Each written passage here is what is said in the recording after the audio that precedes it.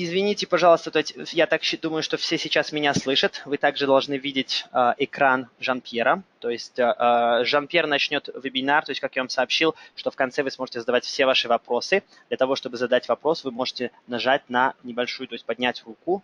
У вас для этого есть кнопка на вашей панели вебинара. И то есть вы сможете то есть, с нами разговаривать, и также то есть, Андрей будет все переводить. Так что сейчас он начнет вебинар. Вы также можете мне писать, как я уже сообщал. Всех приветствую. Давайте начнем. On peut commencer. Très bien. Alors, bonjour à tout le monde pour cette révision du niveau 2. Je vais attaquer par le travail audio-vocal, parce que ça, c'est quand même important. Здравствуйте все. Приветствую вас на этом вебинаре повторение теории второго уровня. Я бы хотел начать нашу сегодняшнюю встречу с взаимосвязи между аудио и вокальными свойствами. Donc, la relation entre l'oreille et la voix, qui, je vous rappelle, est la relation historique de la méthode Tomatis, hein, quand même. Мы будем говорить о взаимоотношении между ухом и голосом. Это традиционная тема для метода Tomatis. Alors, le travail audio-vocal, c'est très important parce qu'il agit sur de nombreux aspects. Sur le plan il agit sur le corps, il agit sur tout ce qui concerne le schéma corporel, la motricité, il agit aussi sur l'émotion, la régulation de l'émotion, il agit sur la qualité de la voix, sur l'attention, la mémoire et évidemment sur le langage. Donc c'est très complet le travail audio-vocal, c'est très complet. Аудиовокальная связь – это очень важное и очень сложное явление, потому что оно влияет на все, на тело, на схему тела, на нашу моторику, на регулирование эмоционального фона, на качество голоса, на память, внимание и на речь. Le travail audio-vocal, c'est pas forcément la lecture, hein. Le travail audio-vocal, ça peut être simplement des activités de répétition au niveau de la syllabe, au niveau du mot, au niveau de la phrase, ou ça peut être des activités chantées, mais ou alors ça peut être simplement une activité de dialogue, de communication avec l'enfant. Mais quand on peut le faire même 2 minutes par jour, c'est très important de commencer. Аудиовокальная работа может происходить в различных формах. Например, чтение, повтор слогов, слов, фраз, какие-то упражнения на пение, диалог с ребенком.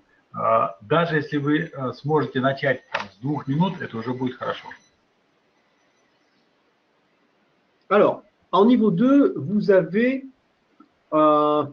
plusieurs possibilités pour travailler. Vous avez plusieurs réglages. Alors, le mieux, je pense, le mieux, c'est que je prenne directement le programme manager pour récapituler. На втором уровне у вас есть несколько вариантов регулировок. Я сейчас открою программ менеджер, чтобы вам показать, как это лучше делать. Alors, je prends mon programme manager de niveau 2. Le voilà. Менеджер второго уровня. Et je vais sur programme configuration. Нажимаю закладку сверху программ configuration. Je choisis un programme. Выбираю какую-то программу. Par exemple, le 1A, voilà. В данном случае. Je le copie. Делаю копию. Et je le renomme. И называю ее. C'est très très important de le renommer. Hein. Очень важно поменять название. Parce que si vous ne le renommez pas, que vous gardez le même nom, eh bien, vous modifiez le programme de base. C'est très important de le renommer. Если вы этого не сделаете, то вы измените базовую программу. У вас ее больше не останется. Je le sélectionne. Et là, je configure. Et là, je peux le modifier, c'est-à-dire insérer dans le programme. Ее менять, то есть добавлять в нее des éléments d'actifs. Активные элементы. Alors, qu'est-ce que j'ai à ma disposition? Что есть в моем распоряжении? Je clique sur la colonne preset, нажимаю колонку Preset. et j'ai trois choses là qui apparaissent. Здесь есть 3 или 4 варианта. Champ 1, reading 1, reading 2. Помимо педагогических каналов есть еще пение 1, reading 1 и reading 2.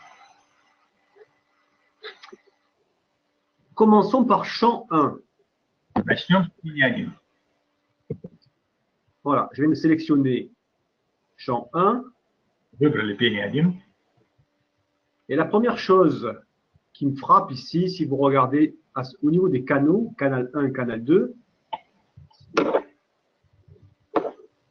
И первое, что меня удивляет, здесь вот вы видите показаны канал 1, канал 2.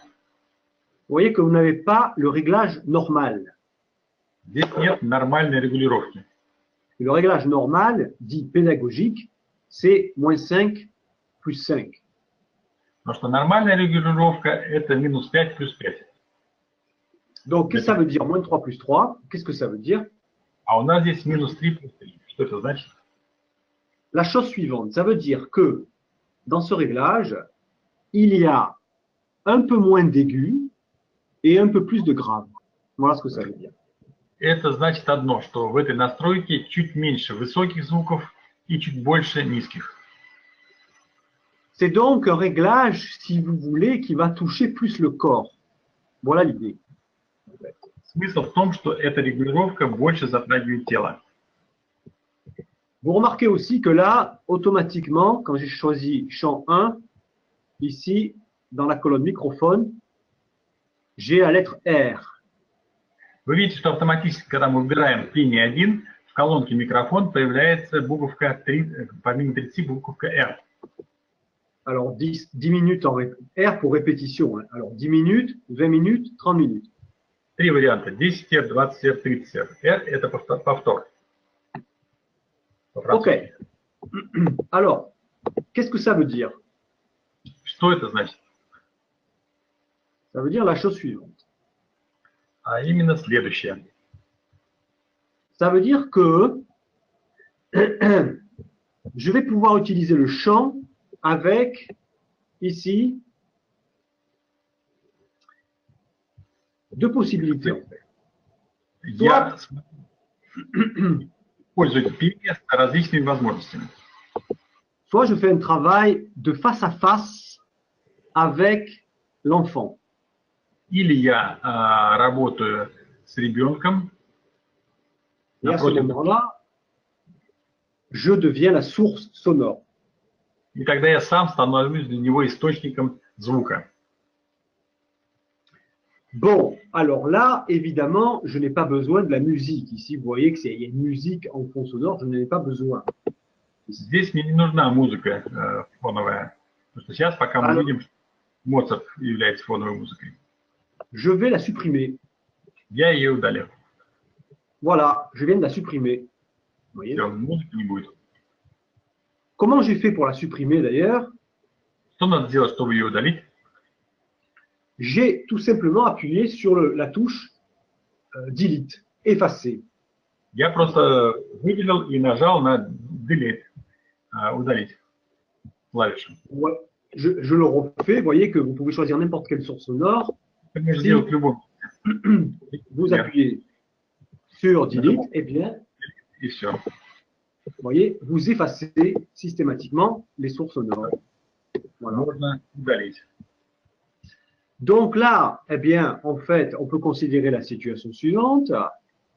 J'ai un micro entre moi et l'enfant, un micro extérieur. Vous vous rappelez que vous pouvez, si vous voulez, prendre le micro qui est livré avec le TLTS, hein, le petit micro qui ne sert à rien. Quand vous soulevez en fait la fenêtre du TLTS, vous avez un micro. Ce micro, vous pouvez l'adapter au Talks-Up. Il vous faut un petit adaptateur et ça marche très bien. Значит, здесь вам для диалога с ребенком потребуется микрофон. Как вариант, можете взять маленький микрофон, который входит в комплект TLTS вашего аппарата для тестов, и который там не используется. Под экраном такой маленький микрофончик. Здесь через небольшой адаптер можно его подключить к Talks-Up. Donc, là, je suis la source sonore et chaque fois que je vais parler, ça va basculer. Таким образом, здесь я являюсь источником звука, и гейтинг будет накладываться на мой голос. Et évidemment, comme l'enfant a le casque sur les oreilles, il va entendre ma voix qui bascule. Соответственно, поскольку наушники будут надеты на ребенка, он будет слышать мой голос с гейтингом. Avec un réglage très intéressant sur le plan linguistique. При этом будут очень интересные настройки в лингвистическом отношении. Pourquoi? Pour deux choses. По двум причинам. La première chose, c'est ici le réglage retard-précession. Первое смотрим, это регулировка задержки прецессии. 10-10. 10-10. C'est-à-dire 250 millisecondes de retard, 250 millisecondes de précession. В обоих случаях 250 миллисекунд задержки и прецессии. Au total, une demi-seconde. Вместе это получается полсекунды. Ben ça, c'est très intéressant parce qu'en termes de rythme de parole, une demi-seconde, c'est très intéressant. Ça correspond, si vous voulez, à un débit de voix parlée ralenti. Donc, c'est très intéressant de pouvoir se mettre sur ce type d'écoute-là. Полсекунды это соответствует примерно темпу замедленной речи. Поэтому очень интересно попробовать так заниматься. Le deuxième intérêt qui se conjugue au premier, c'est que ici, moins 3 plus 3, comme je l'ai dit tout à l'heure, nous avons un réglage qui est plus orienté vers les fréquences de la parole, les fréquences médium, médium-aigu. Donc ça, c'est très intéressant. Второй момент, связанный с первым, это вот то, что мы говорили, здесь контраст меньше, не минус 5 плюс 5, а минус 3 плюс 3, то есть контраст уменьшен и идет фокусировка на зоне речи, на средних и средне-высоких частотах.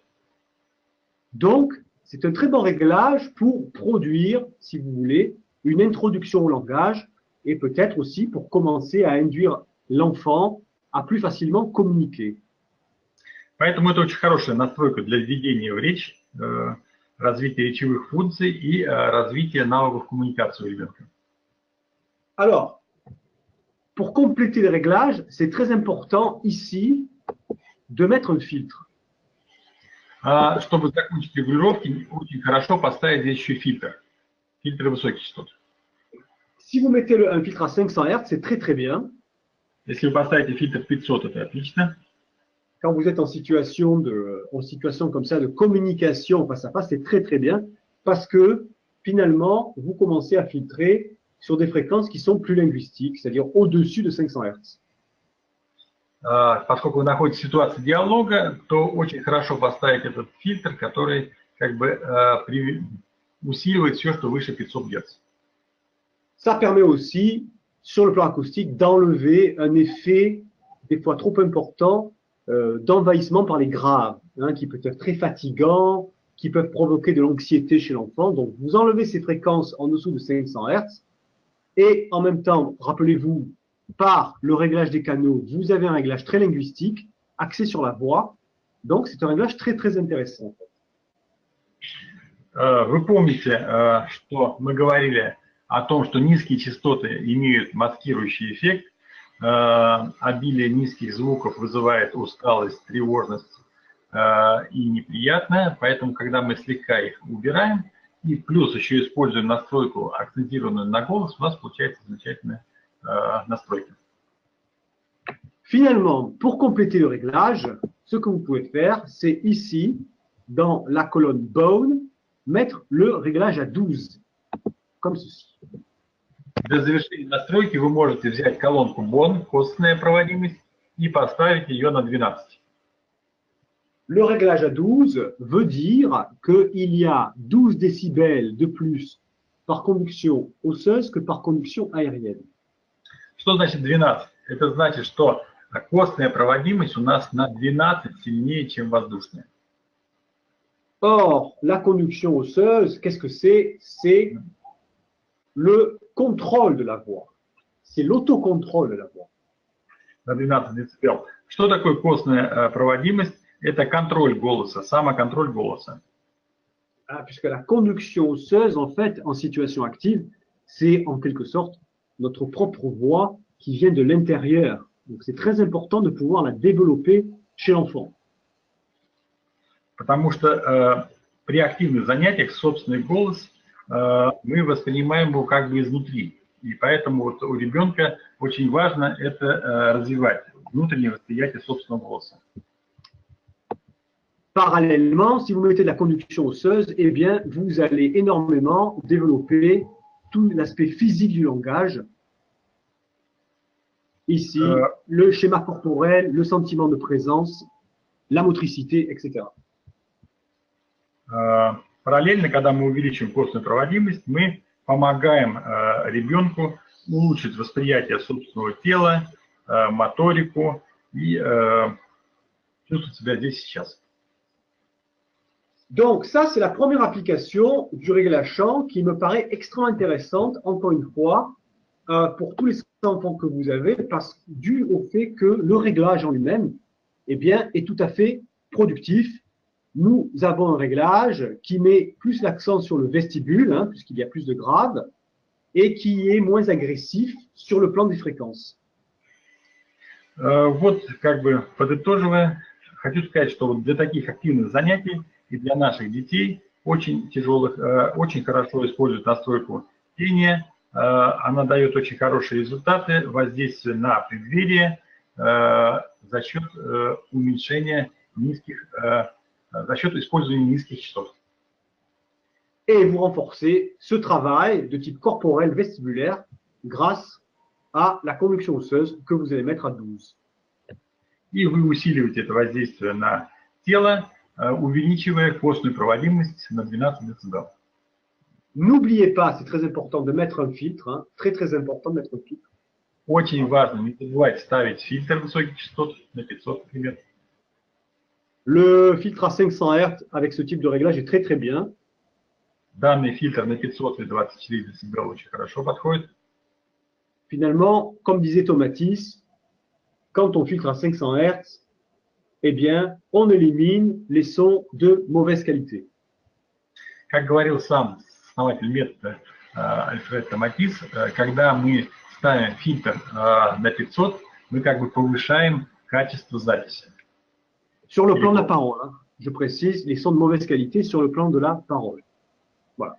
Когда речь идет о записи или о самой речи, то есть когда мы убираем все, что ниже 500, она становится более качественной. Et vous travaillez sur un réglage, une demi-seconde, qui est un réglage véritablement linguistique au niveau des rythmes qu'il produit. Voilà.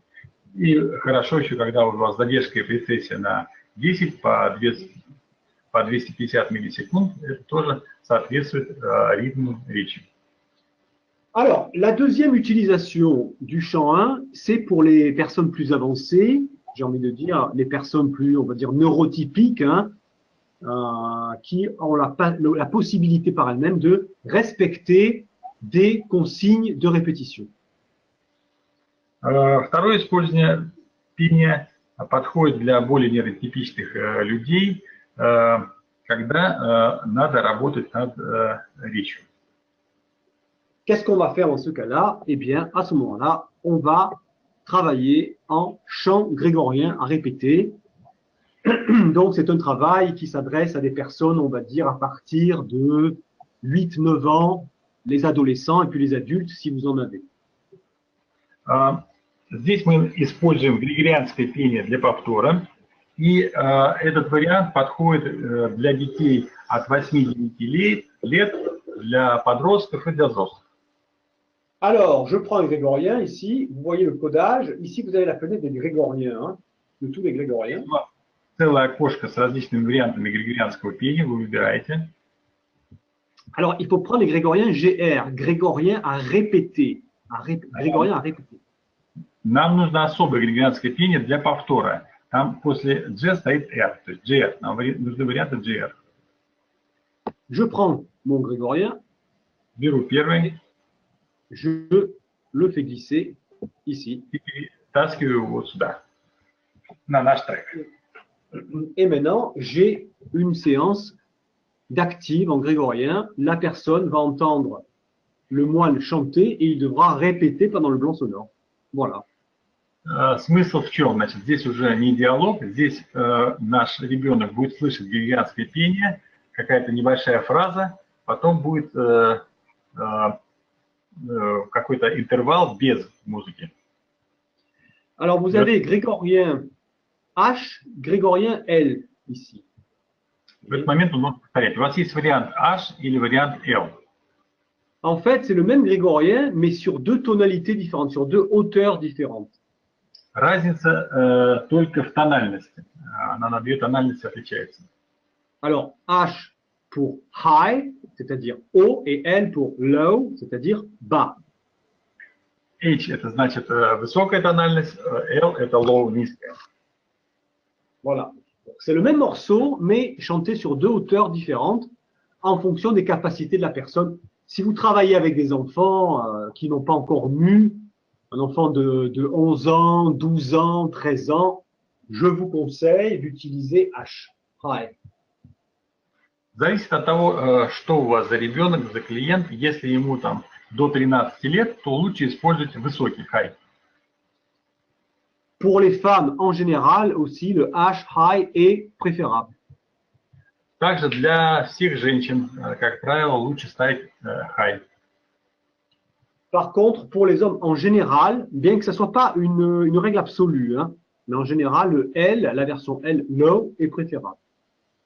А взрослым мужчинам лучше ставить вариант L. То есть это не является абсолютным законом, но это есть рекомендация. Je fais une petite parenthèse sur la fenêtre des grégoriens, quand même. Небольшое замечание по вот этому окошку с григорианскими вариантами пения. Vous voyez que vous avez la possibilité, si vous le voulez, de modifier votre programme pour enrichir votre programme en grégorien. Hein. C'est tout à fait possible hein, de faire ça. Hein. Это окошко дает вам возможность обогатить вашу программу дополнительными треками григорианского пения. Regardez, par exemple, jour 4, ici. Например, четвертый день.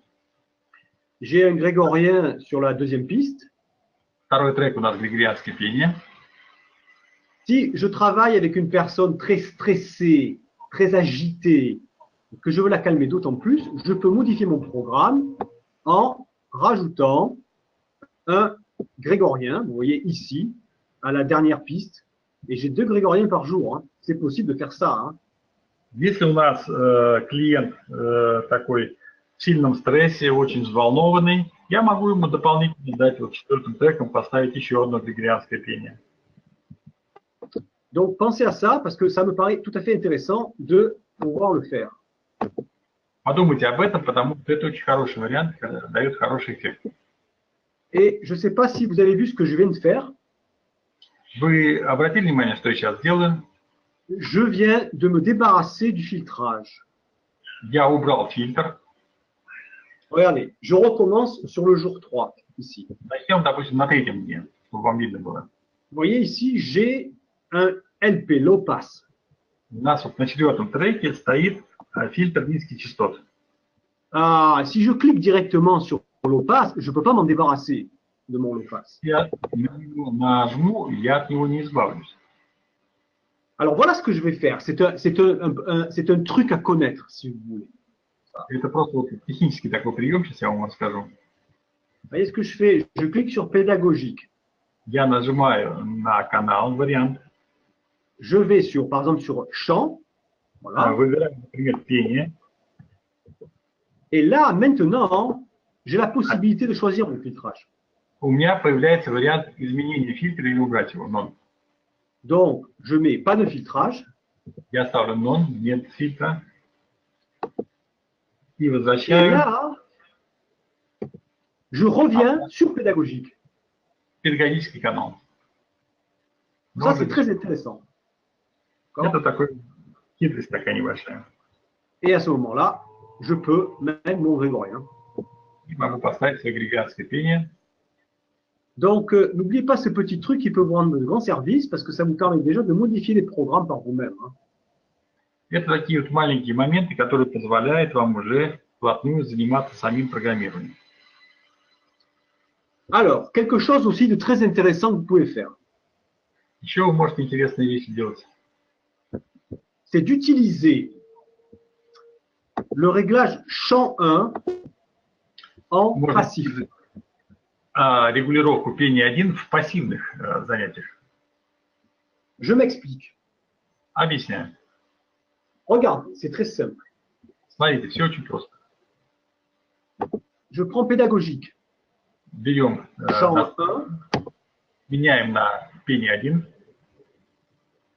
mais évidemment, ce que je laisse la musique de base, hein, ici, Оставляем базового Моцарта, как фоновую музыку. mais je ne vais pas brancher le micro sur le Toxum. Но я не собираюсь подсоединять микрофон к таксофону.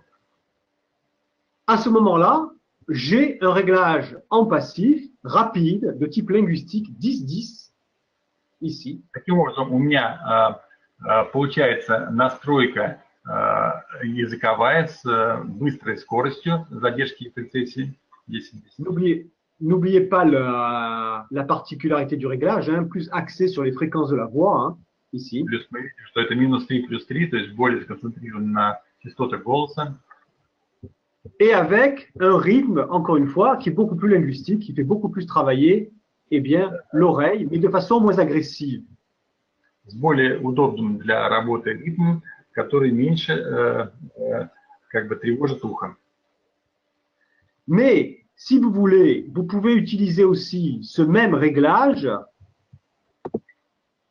de façon beaucoup plus soft, progressive. Но если хотите, вы можете эту настройку сделать еще более постепенной, более щадящей. En l'incorporant à des musiques qui sont des musiques eh bien, sur du réglage pédagogique. Donc c'est ça l'idée, vous allez pouvoir insérer, si vous le voulez, ce réglage chant linguistique sur des réglages pédagogiques qui, eux, sont plus agressifs puisqu'ils sont en -5 + 5. Donc c'est par exemple quelque chose de très intéressant sur les programmes L. Вы можете просто взять любой трек и ставить его в настройку пения 1. Таким образом, этот трек будет более щадящий, более сконцентрирован на второй зоне языковой. Это хорошо для программ L. Par exemple, le jour 5 tel que je l'ai modifié, ici, vous voyez. Например, пятый день, как я его изменил здесь. On commence sur une musique avec une cadence rapide, 10-10. Начинаем с музыки с высокой скоростью, 10-10. Oui, bien sûr, mais avec ce réglage particulier qui est beaucoup moins agressif. Но при этом мы поменяли настройки не периодические, а пения, которые более щадящие. Alors, vous pouvez vous permettre à ce moment-là d'utiliser des rythmes plus rapides. Это вам позволит ускорить, увеличить скорость. C'est une introduction, si vous voulez, à la voix parlée par la musique de Mozart qui passe par ce réglage particulier qui est très très intéressant. Это интересный вариант введения в речь с помощью Моцарта, но с щадящими настройками. Voilà l'idée de base, en fait. Donc ça, je vous conseille de l'incorporer régulièrement à vos programmes et en particulier, comme je le disais tout à l'heure, quand vous avez des programmes de type L, mais ça peut être aussi des programmes de type E parce que c'est un réglage qui est beaucoup plus dans le corps et qui permet une relaxation du corps. Это вы можете использовать довольно часто, особенно когда у вас программа L или даже программа E, потому что с помощью этих настроек вы как бы можете подружить человека с его телом и дать ему немножко такой релаксирующий эффект. Alors, j'en profite puisqu'on parle de programmes et d'effets sur le corps, de revenir quelques instants sur le test d'écoute.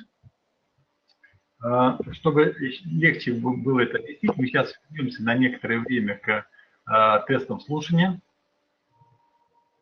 Alors voilà votre test d'écoute ici. Вот это как бы идеальные кривые нашего теста. Et on peut séparer le test d'écoute en 3 parties. Если мы захотим разделить тест на 3 части, 3 zones fréquentielles. 3 зоны, помните, да, у нас первая, вторая, третья. частоты. La zone 1, dite zone vestibulaire, Зона 1, так называемая зона преддверия, qui va des graves jusqu'à 1000 Hz. которая начинается с самой левой границы до 1000 Гц. Voilà, ici. Вот этот участок. On met l'accent sur un travail vestibulaire parce qu'on conserve les graves. Здесь идет приоритет на работу преддверия, поскольку много низких звуков. Et donc, d'ailleurs, ce réglage champ 1 est très vestibulaire. Donc ça, c'est intéressant. И вспоминаем, что вот эта настройка пения 1, она тоже нацелена сильно на преддверие. Et en même temps, c'est un réglage linguistique. Donc, on a l'association de deux choses. Un réglage vestibulaire, mais aussi linguistique. И одновременно она тоже благоприятствует речи. То есть это у нас такая настройка, которая дает хорошее воздействие и на преддверие, и на речь. Alors ça, c'était la zone 1, la zone vestibulaire. Это была зона преддверия, зона 1. Puis après, on a une zone 2, dite zone de la communication ou zone du traitement de l'information. Затем у нас зона 2, которая называется зона коммуникации или зона обработки информации. Qui va de 500 Hz à 4000 Hz. Которая начинается на 500 Гц и идет до 4000 Гц примерно. Vous voyez que c'est une zone très large, hein, très vaste, elle fait 3 octaves, donc c'est une zone très très importante évidemment pour un être humain, puisque comme le nom l'indique, c'est la communication. Это очень большая зона, она занимает 3 октавы. Она очень важна, особенно для коммуникации людей. Remarquez que les zones 1 et 2 se chevauchent, elles ne sont pas strictement compartimentées. Видите, что зоны пересекаются, они не граничны, пересекают, накладываются друг на друга. Ce qui veut dire que quand vous allez utiliser un enregistrement, vous ne pourrez jamais toucher exclusivement une zone. Vous en toucherez toujours au moins 2, si ce n'est 3. Mais il y aura toujours l'accent mis sur une plus que sur l'autre. Это говорит о том, что когда вы слушаете треки, у вас, как правило, не бывает никогда ситуации, когда идет воздействие только на одну зону. Чаще всего идет воздействие на 2 зоны и даже бывает сразу на 3. Et ça, évidemment, ça vous amène à réfléchir au niveau en termes non plus de programme, mais en termes d'enregistrement sonore. Quel est l'effet sur la zone 1 ou la zone 2, ou on va voir sur la zone 3, de tel ou tel enregistrement sonore. И когда вы начинаете вот так рассматривать каждый трек, на какую зону он влияет 1, 2, 3, это уже помогает вам в программировании. Et donc, finalement, la zone 3, qui s'appelle la zone de l'énergie, eh bien, c'est la zone des harmoniques aiguës qui va de 2000 Hz jusqu'à, eh bien, les extrêmes aigus, même on sort du test, hein, jusqu'à 16 000 Hz. Voilà. И, наконец, третья зона, справа, так называемая энергетическая зона, которая начинается с 2000 Гц и выходит даже выше, чем частоты, предусмотренные для нашего теста, до 16 000 Гц. C'est aussi une zone à 3 octaves. Hein. Chaque zone, en fait, est caractérisée par le fait qu'elle a 3 octaves.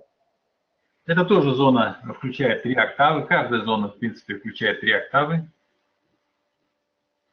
2000, 4000, 4000, 8000, 8000, 16000. On a 3 octaves. 2000, 4000, 4000, 8000, 8000, 16000. 3 октавы. De la même façon, dans la zone 2, on a aussi 3 octaves. Hein, 500, 1000, 1000, 2000, 2000, 4000.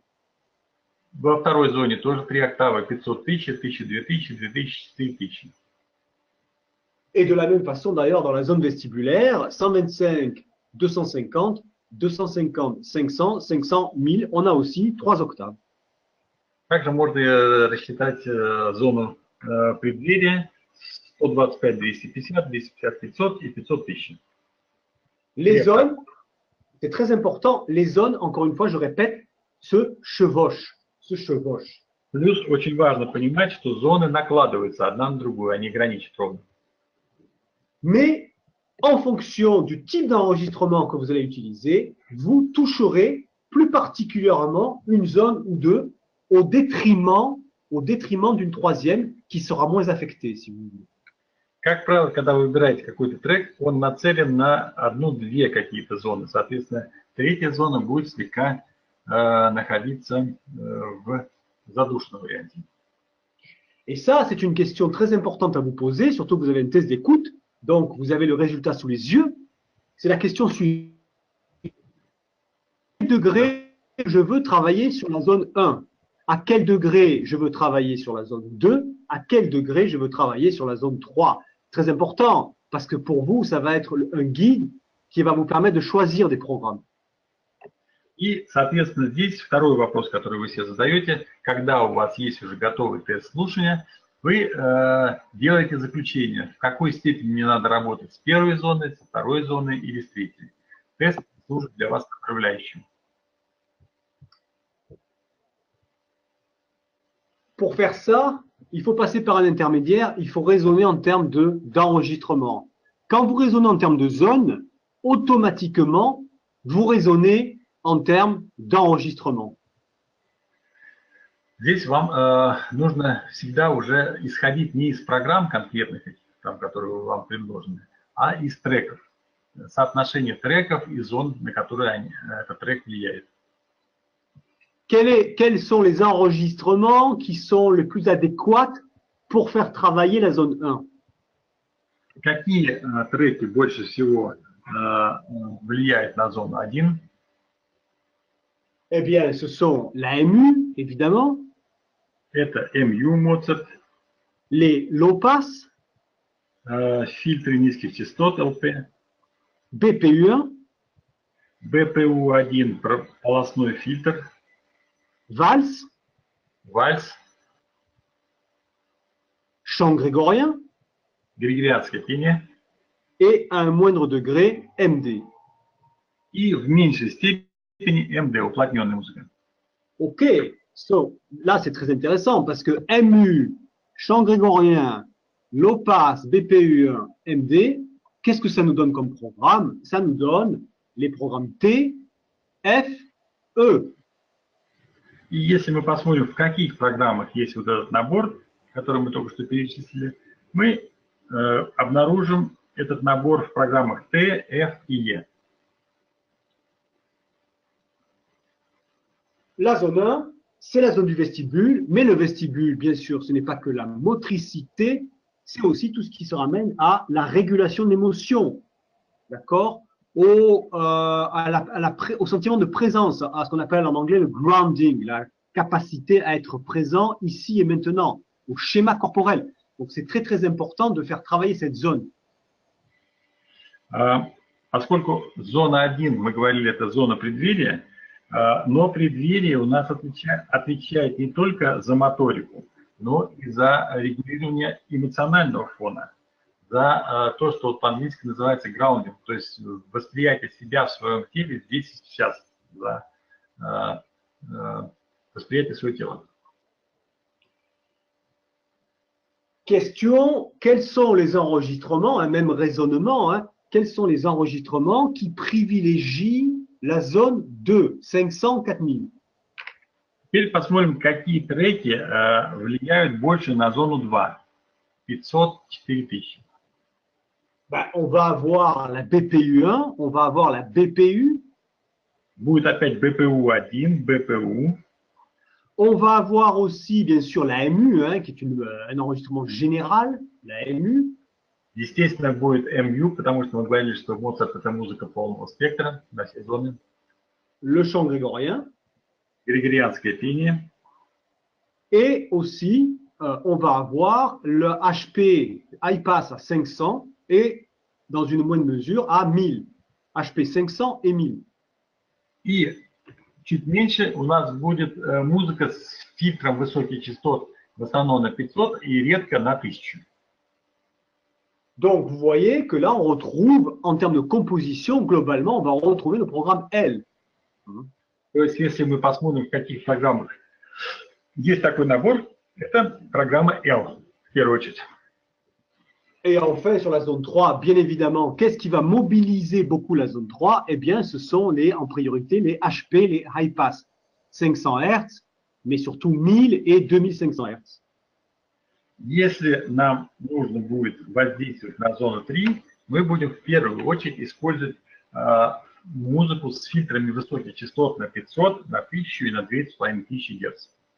On pourra aussi rajouter aussi la MD, puisque la MD est très enrichie dans les aigus, zone 3. Можно также использовать МД, уплотненную музыку, потому что она обогащена высокими звуками, то, что влияет на третью зону.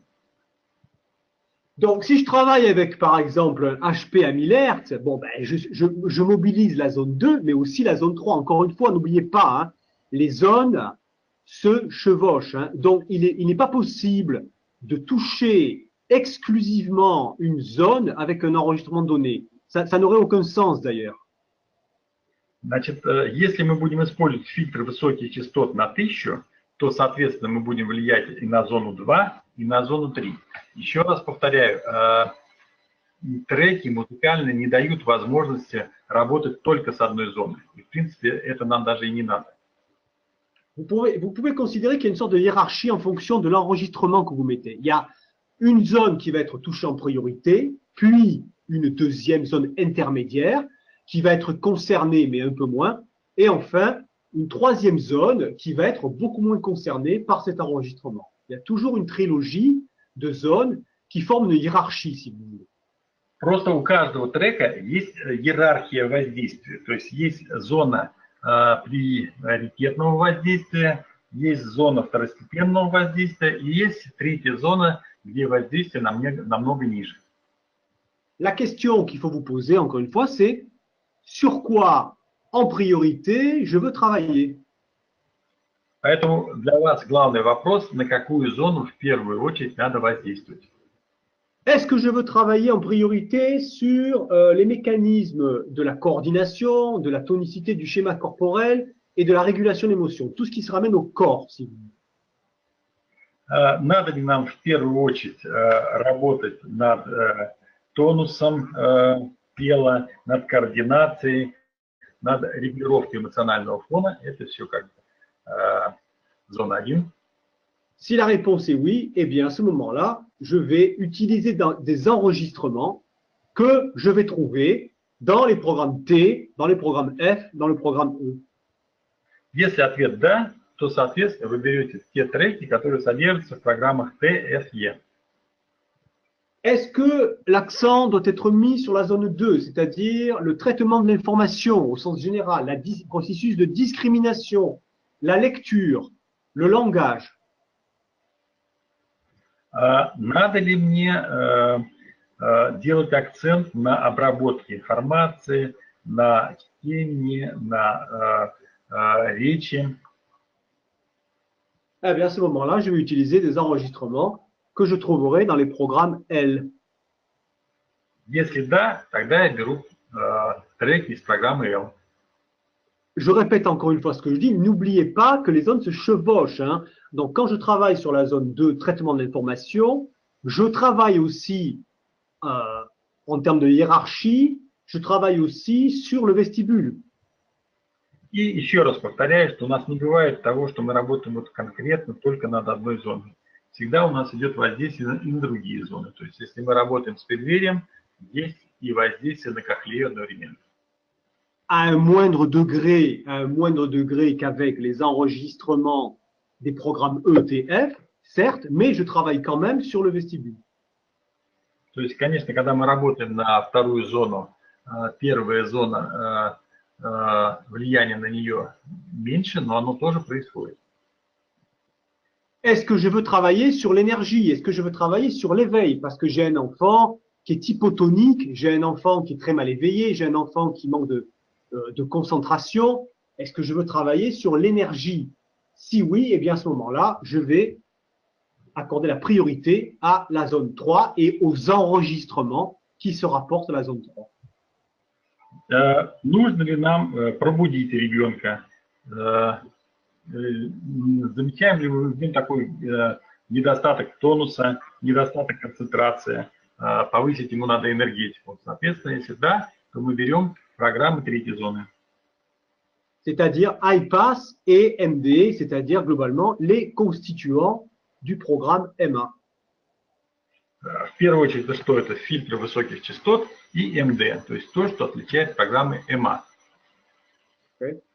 Donc voilà comment vous devriez raisonner. Et à ce moment-là, si vous raisonnez en termes d'enregistrement, ça vous donne des choses très intéressantes parce que vous allez pouvoir commencer à mixer le programme. Все это я вам говорю для того, чтобы вы учились мыслить не программами, готовыми целыми блоками, а отдельными треками. Для чего каждый трек мы используем. Et maintenant, vous comprenez mieux, je reviens à mes réglages, l'intérêt d'utiliser, par exemple, eh bien, ce réglage chant en passif. C'est tout à fait intéressant, puisque vous comprenez mieux maintenant. On travaille à la fois sur la zone 1 et la zone 2 de façon très efficace.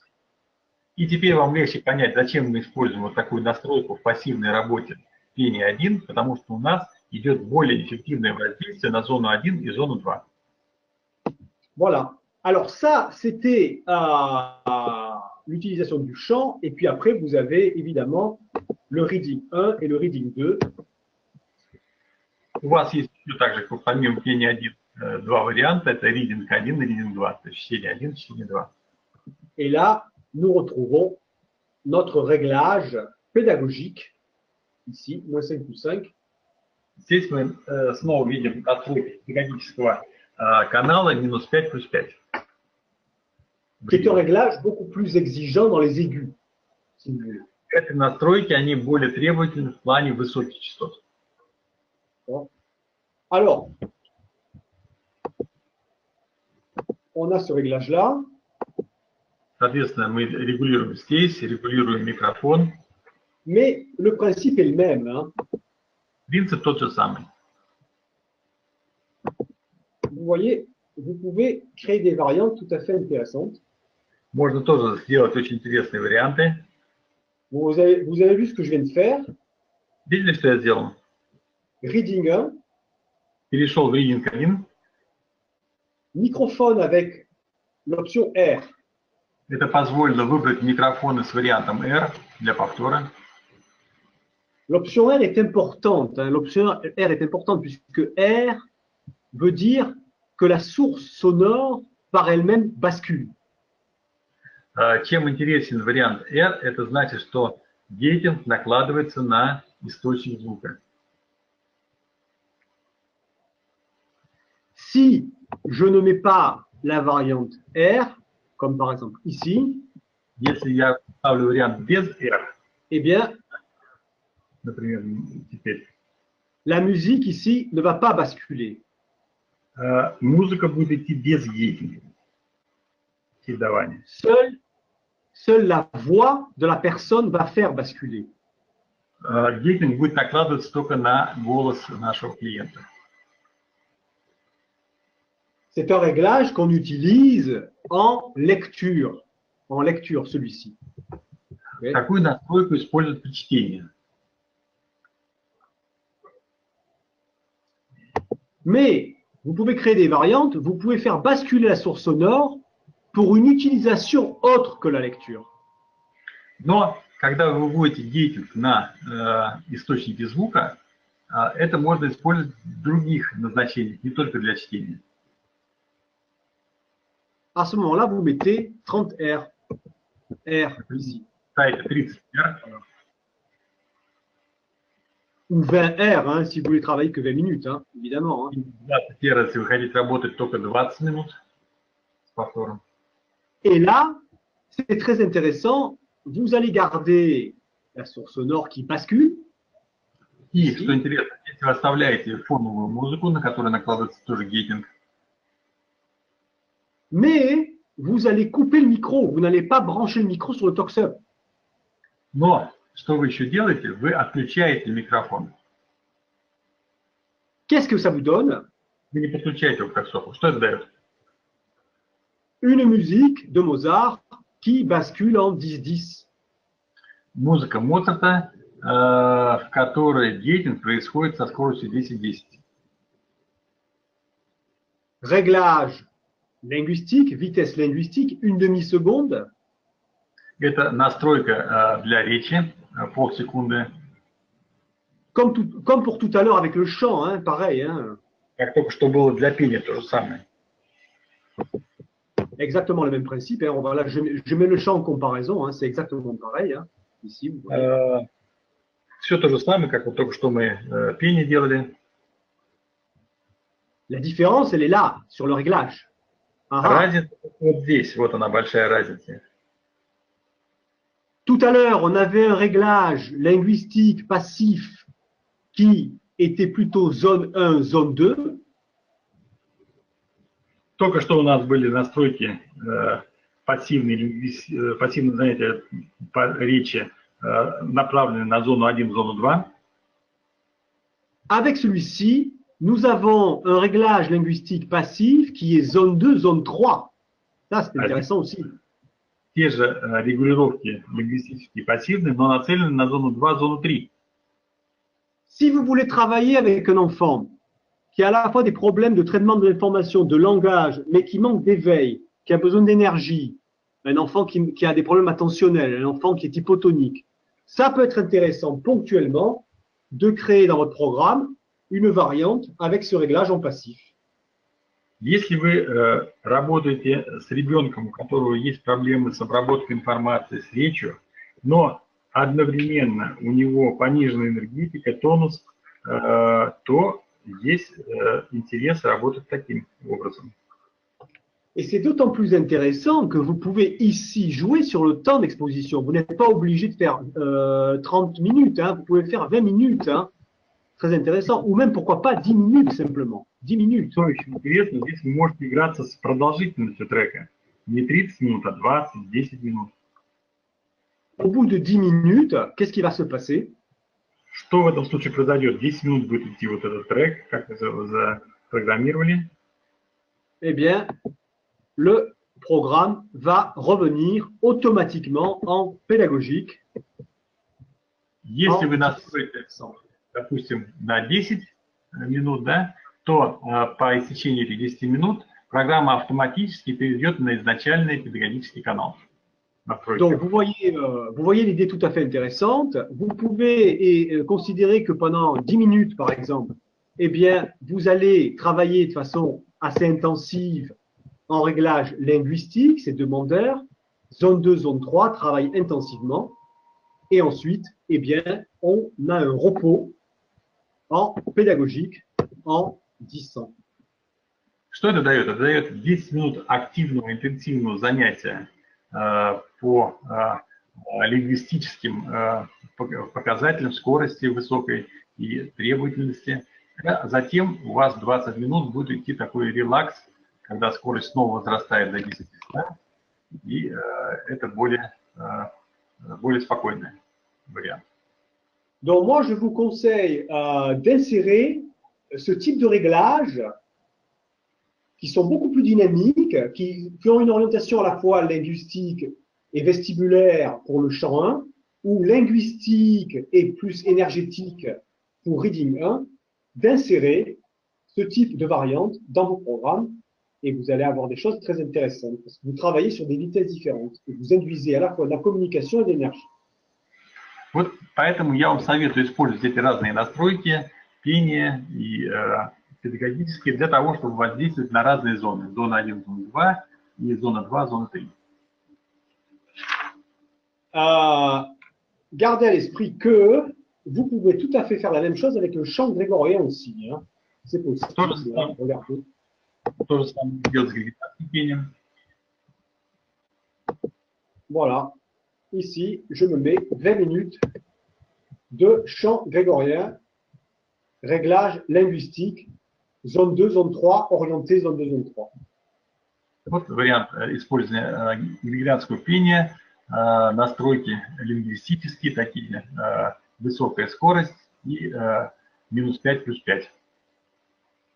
Donc, ça vous donne en fait des variantes en passif tout à fait intéressantes. То есть это позволяет даже пассивные занятия делать очень интенсивными. Bien évidemment, à côté de ces variantes passives, nous avons le reading 1 et le reading 2, dont la fonction principale est la lecture. Hein, la lecture que vous pouvez modérer en termes de temps, 10 minutes, 20 minutes, etc., 30 minutes. И Не забываем, что не зря они называются ридинг, эти настройки, потому что они в основном нацелены на чтение, соответственно, поэтому и скорость такая. А вы можете регулировать продолжительность 10, 20, 30 минут. Dans ce cas-là, évidemment, vous travaillez avec le micro sans la variante R, pour que simplement la voix fasse basculer, mais pas la source mort. Соответственно, когда у нас пассивные занятия, вы делаете не вариант R, таким образом, чтобы дети накладывался только на наш голос, а не на фоновую музыку. N'oubliez surtout pas de mettre un filtre. Особенно надо не забывать ставить фильтр. En reading, contrairement au chant, je conseille plutôt un réglage à 1000 Hz, voire même à 2000 Hz. Ici. По сравнению с пением, там на пение он вам рекомендовал фильтр на 500, здесь, наоборот, он рекомендует фильтр или на 1000, или на 2000 Гц. À cause du réglage des canaux, hein, qui tire sur la zone 3, hein, c'est pour ça. Hein. Потому что вот эти настройки, минус 5, плюс 5, они уже ориентируют трек на влияние на третью зону. Et ensuite, vous commencez à 2000 Hz et vous pouvez varier.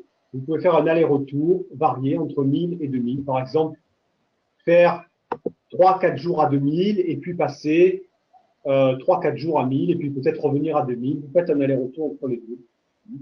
И можно фильтры менять, там, допустим, 2-3 дня фильтр на 2000, потом фильтр на 1000, потом снова вернуться к фильтру на 2000. Même principe évidemment avec Reading 2, hein, en actif, hein, même principe. Hein.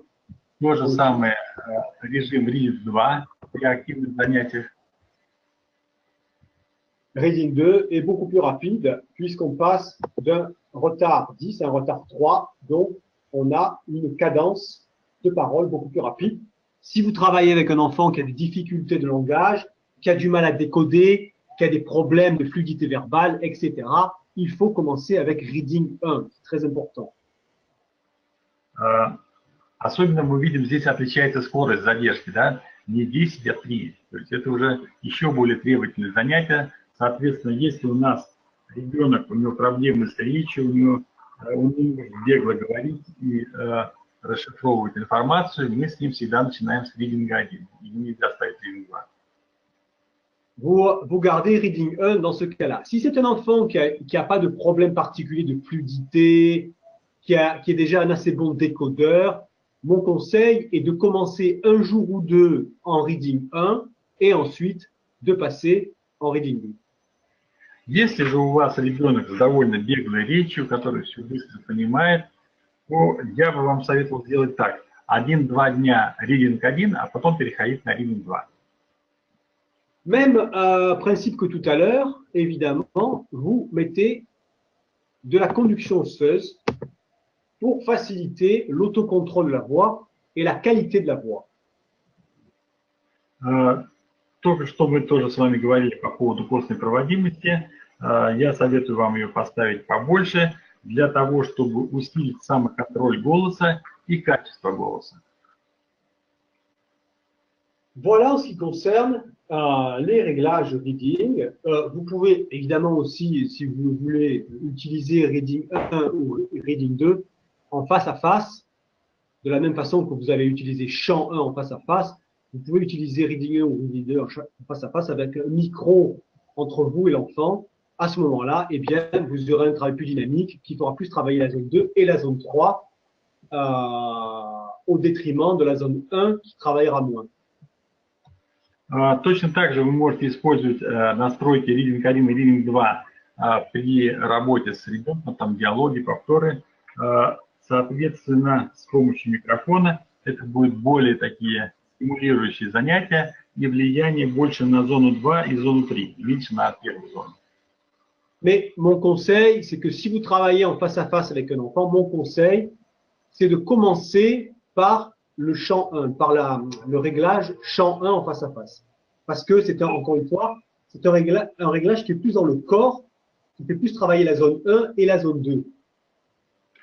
Все-таки общие рекомендации, когда вы начинаете активные занятия с ребенком, лучше начинать их на регулировке пения, потому что это более щадящая регулировка, направленная на зону 1, зону 2. Donc voilà pour le travail actif, qui est un travail, encore une fois, extrêmement important, et qu'il faut commencer, que vous pouvez commencer, j'ai envie de dire, eh bien, dès la fin d'un programme F, hein, en fonction des enfants, évidemment, mais avec certains enfants, dès la fin d'un programme F, eh bien, vous pouvez commencer un petit peu d'active, hein, 5 minutes, 10 minutes. À partir du 9e jour, du 10e jour, eh bien, vous commencez un petit peu d'active, 5-10 minutes. Это то, что касается активных занятий, которые я вам рекомендую вводить уже с 9-10 дня программы F. То есть, когда вы начинаете с программы F или дойдете до нее, то с 9-10 дня можно уже вводить активные занятия по 5-10 минут. Maintenant, si vous utilisez les réglages chant 1 ou reading 1 en passif, donc des vitesses plus rapides, on a vu, par contre, je vous conseille de commencer à introduire ces réglages, je vais dire, à partir d'un 3e programme, donc après un premier programme F, donc à partir d'un 3e programme, vous pouvez commencer à introduire ces réglages, mais pas avant. Если вы захотите вводить эти регулировки, пение, там, ридинг, соответственно, в пассивные занятия, то есть ввести пассивные занятия выше скорости, то это я вам уже рекомендую делать только где-то на 3-й программе. Не на 1-й, не на 2-й.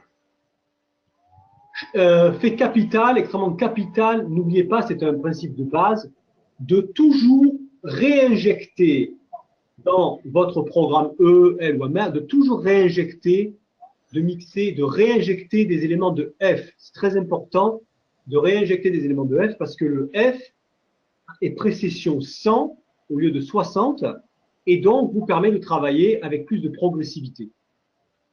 Опять-таки, напоминаю еще раз, что исходя из принципа последовательности, когда вы переходите после программы F к программам следующего уровня E, L, M, периодически есть смысл внедрять треки или дни из F, потому что кардинальная разница между F и последующими программами – это скорость. На F там рецессия 100, на последующих программах 60. Это разница в секунду, и чтобы эту разницу компенсировать, можно периодически добавлять F. Donc le programme F devrait être vu aussi comme un programme modulateur, modérateur des programmes E, L et M. Поэтому можно рассматривать программу F как программу умеренных добавок в программы E, L, M. Vous savez qu'un des problèmes qu'on rencontre, c'est la transition, c'est le passage de la précession 100 à la précession 60. Ça, c'est le problème avec beaucoup d'enfants. Vous êtes en programme T, vous êtes en programme F, l'enfant il va mieux, il évolue, etc., etc. Boum, vous passez à un programme plus rapide, précession 60, et l'enfant redevient agressif, nerveux, etc. C'est parce qu'il est trop stimulé. Donc, il faut mélanger votre précession 60 à de la précession 100 que vous allez trouver en F. Вы, наверное, или сами заметили, или слышали, что часто бывает, когда ребенок начинает заниматься программой Т, и все хорошо, развивается, улучшается, переход на программу ELM, он становится более нервным, агрессивным, непонятно почему, потому что резко меняется скорость. Вместо прецессии 100, прецессия увеличивается до 60. Pour vous guider, vous avez, on va dire, quand vous réinjectez des jours de F dans votre programme, vous avez, on va dire, deux niveaux, deux variantes. Une variante modérée et puis une variante plus soutenue. Есть два способа добавления, микширования программ с F. Есть средний уровень и есть такой более постепенный. La variante modérée consiste à insérer 3 jours de F. 3 jours. Средний уровень заключается сильный, это когда полностью без F. Средний, это когда вы добавляете 3 дня F. Le premier jour du programme, eh bien, vous mettez un jour de F. Ставите первым днем F. Puis, vous insérez un deuxième jour de F à la moitié du programme, c'est-à-dire le 6e jour, par exemple. Второй F ставите в середине программы, например, на 6-й день. Ou le 7e, c'est encore mieux, ça fait juste la moitié, le 7e jour. Voilà. Или даже Седьмой день, как раз половина. Et vous finissez le dernier jour par un F. И заканчиваете программу, 13-й день, тоже F. Donc, ça vous fait, sur un total de 13 jours, ça vous fait 3 jours de F et 10 jours de notre programme. Получается, там из 13 дней программы 3 дня F и 10 дней той программы, которую вы делаете. Et puis, vous avez une variante plus soutenue, qui est plus graduelle, qui est plus modérée, et qui consiste en fait à mettre du F tous les 2 jours de E. C'est-à-dire, vous démarrez par F, puis vous avez 2 jours de E, 1 jour de F, 2 jours de E, 1 jour de F, etc., etc., etc. И самый софт-вариант, когда надо еще более щадящий подход, вы делаете так, первый день F, потом 2 дня программы, снова F, 2 дня программы, снова F. То есть каждый третий день вы будете F.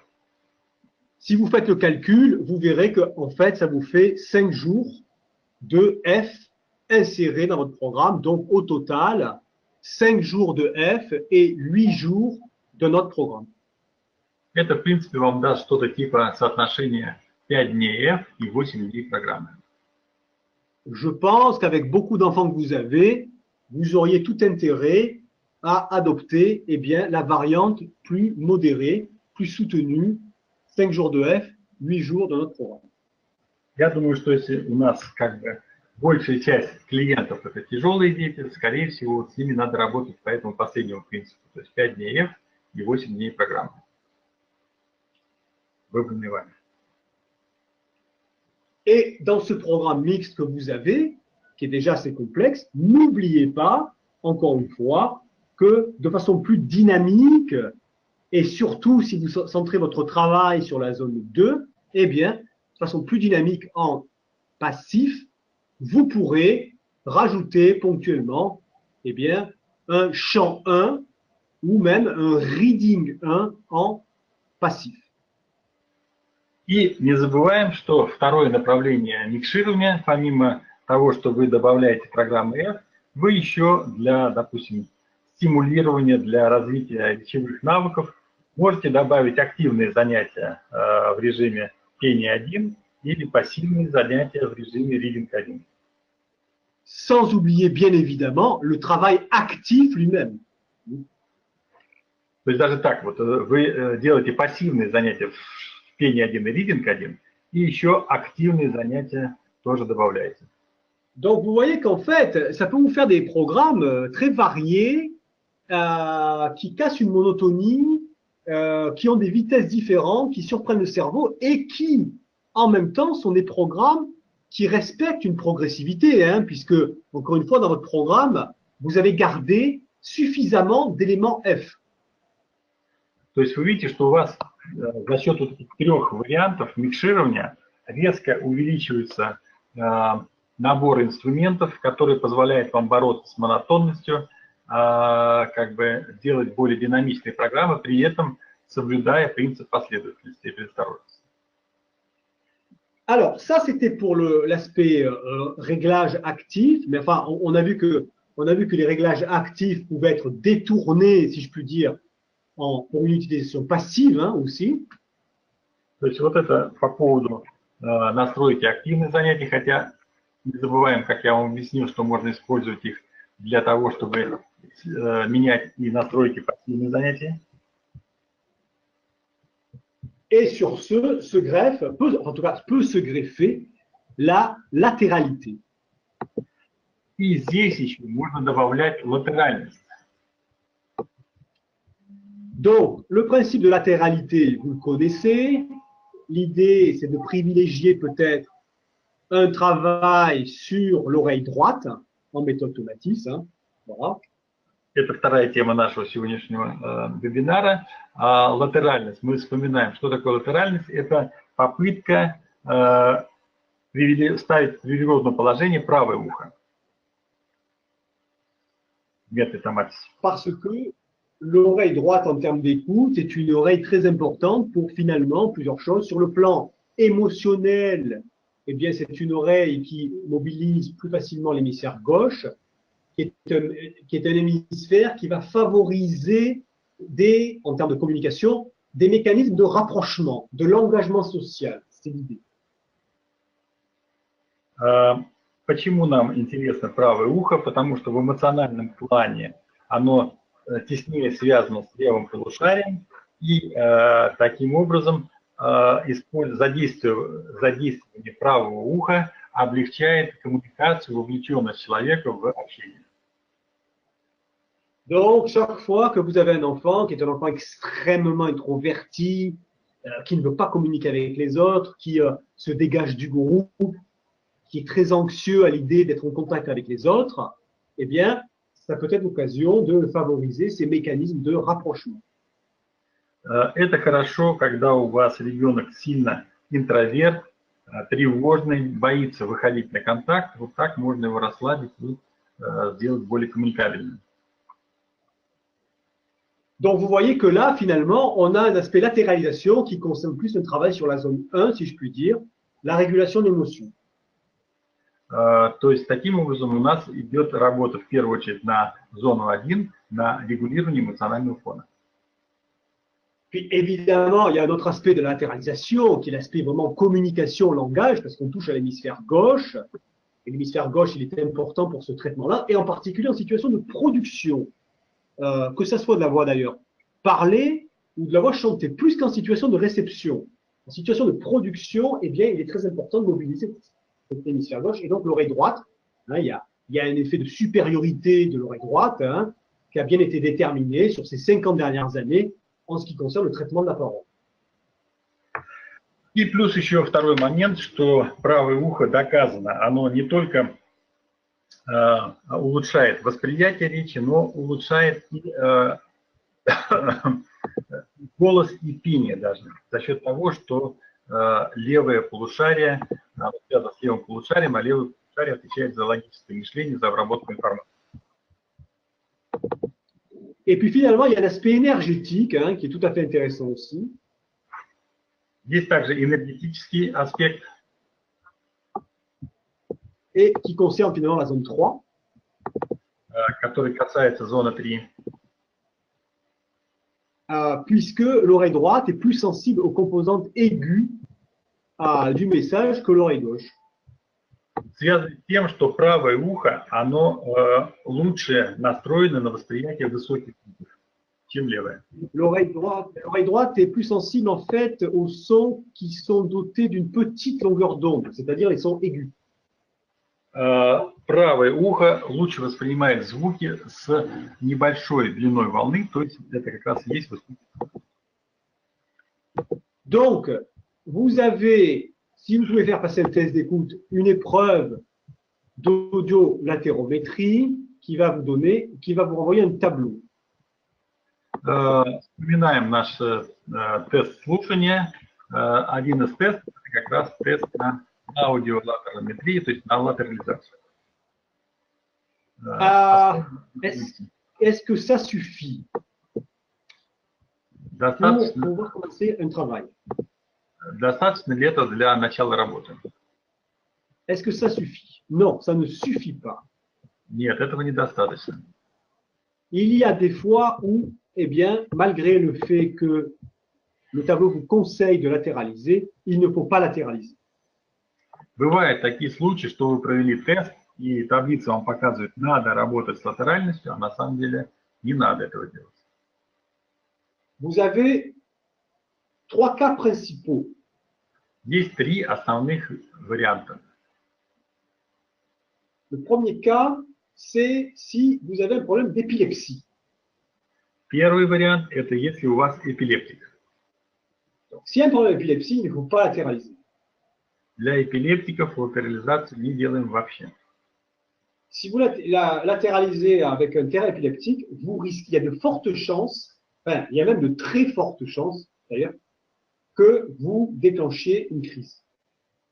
Даже наоборот, если вам нужно, чтобы у него настал кризис эпилептический, то вот введение латерализации дает очень большие вероятности того, что этот кризис может случиться. Et même si le terrain épileptique est stabilisé, que l'enfant n'a plus fait de crise depuis très longtemps, je vous déconseille fort de latéraliser. И даже если уже все эпилептические проблемы давно решены, ушли в прошлое, я все равно не советую в этом случае вам заниматься латеральностью. La deuxième contre-indication, c'est évidemment sur une thèse d'écoute, si vous avez un déséquilibre important, un déséquilibre en faveur de l'oreille droite, c'est-à-dire que les courbes de l'oreille droite sont plus hautes que les courbes de l'oreille gauche. Второе противопоказание – это когда, как ни странно, индикация по правому уху чересчур сильная, то есть когда кривые правого уха очень высоко находятся. Vous comprenez pourquoi? Vous avez déjà un déséquilibre en faveur de l'oreille droite. Et si vous latéralisez, que vous donnez encore plus de pouvoir à l'oreille droite, eh bien, vous allez accentuer ce déséquilibre. Почему? Понятно, потому что у человека и так уже проблемы, что у него чересчур доминирующее правое ухо. Если мы начнем дальше повышать его влияние, соответственно, мы усугубим его проблему. Et puis le troisième cas de figure où il est déconseillé de latéraliser, c'est quand vous avez des fonctionnements très impulsifs ou très colériques. И третье противопоказание, если человек очень холерического склада, импульсивный. Alors là, il vaut mieux laisser plus de place à l'hémisphère droit, qui finalement est comme une espèce de frein et qui va permettre de moduler le comportement. Потому что здесь, наоборот, надо давать больше значения, придавать правому полушарию, которое должно выполнять свою функцию торможения. Je pourrais rajouter une quatrième contre-indication, mais qui est souvent liée à la troisième d'ailleurs, c'est évidemment en cas de déficit attentionnel. En cas de déficit attentionnel, laissez suffisamment d'activation sur l'hémisphère droit. Donc, ne latéralisez pas ou pas trop. Si vous avez un déficit attentionnel avec hyperactivité ou impulsivité, ne latéralisez pas. И четвертый, можно сказать, случай, который тесно связан с третьим, если у человека есть дефицит внимания, надо быть осторожным, а если еще дефицит внимания связан с гиперактивностью и с импульсивностью, тут лучше не делать латерализацию. Chez les enfants autistes, c'est un peu la même chose. Chez les enfants autistes qui ont souvent tendance à avoir un traitement de l'information très analytique et pas suffisamment synthétique, souvent ce sont des enfants qui, si vous voulez, voient l'arbre mais ne voient plus la forêt en quelque sorte. Eh bien, ne latéralisez pas trop, latéralisez légèrement, par exemple jusqu'à 9, mais ne latéralisez pas trop avec des enfants autistes. Отдельно, как бы это не противопоказание, просто надо быть осторожными с детьми-аутистами, потому что у них, как правило, сильно развиты аналитические способности, а плохо развиты синтетические. То есть они видят дерево, но не видят леса. Отдельные какие-то моменты, нет у них целостной картинки. Поэтому с такими детьми можно делать латерализацию, но очень легкую, то есть 9. Vous risquez, si vous latéralisez avec les enfants autistes, de bloquer le développement de tous les processus d'empathie, d'autorégulation émotionnelle. Donc, on ne veut pas ça. С аутистами начнете латерализацию, вы можете блокировать их эмпатические способности, эмпатию. Donc là, il faut laisser de la place en termes d'activation suffisamment à l'hémisphère droit, donc l'oreille gauche, si vous voulez. То есть здесь тоже надо дать достаточное место, предоставить правому полушарию, соответственно, левому уху. Finalement, eh bien, le processus de latéralisation se fait de façon toujours très, très progressive. Très, très progressive. C'est jamais d'un seul coup. Vous regardez sur votre tableau les scores que vous avez obtenus en résistance extraction.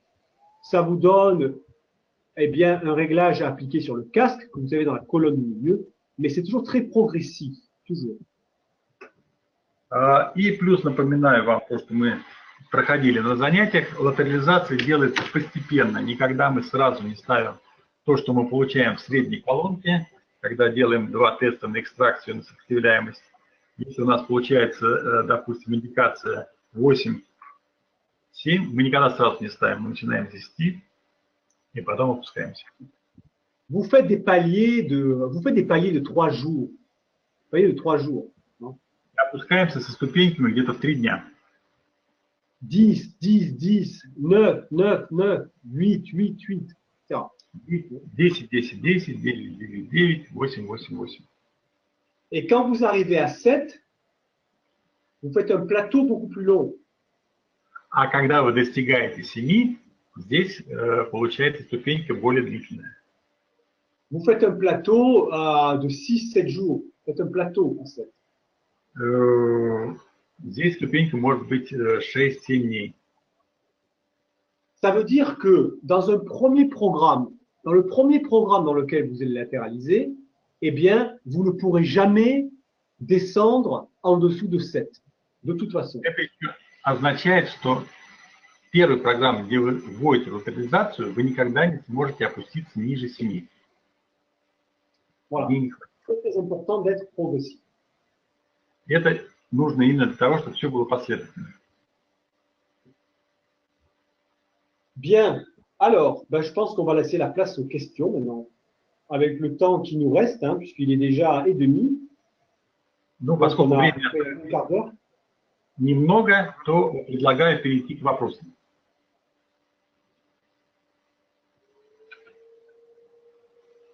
Есть ли вопросы?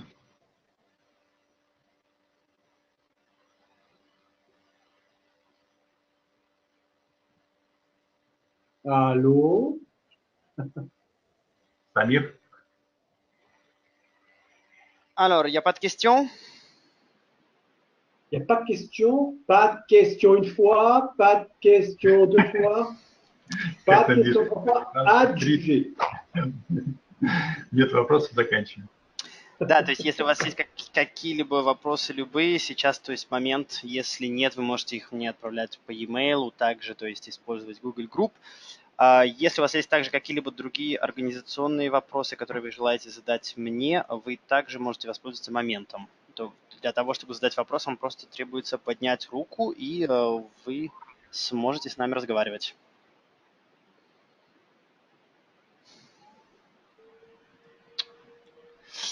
Alors, à l'instant, Jean-Pierre, juste une petite question écrite. Bon, il y a une dame qui a dit merci beaucoup, donc voilà, je crois que...